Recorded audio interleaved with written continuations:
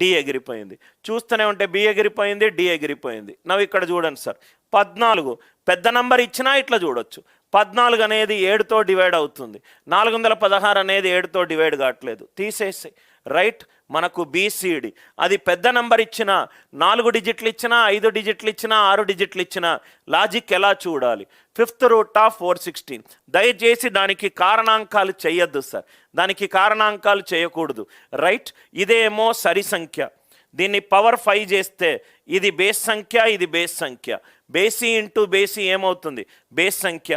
Option B పోయింది. ఇది 4తో divide అవుతుంది.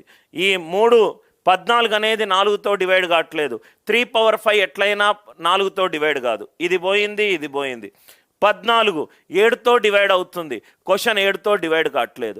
ఆ 3 డిజిట్స్ బదులు 4 ఇచ్చినా, 5 ఇచ్చినా, 6 డిజిట్స్ ఇచ్చినా రైట్. భాజనీయత సూత్రాలు, డిజిటల్ సమ్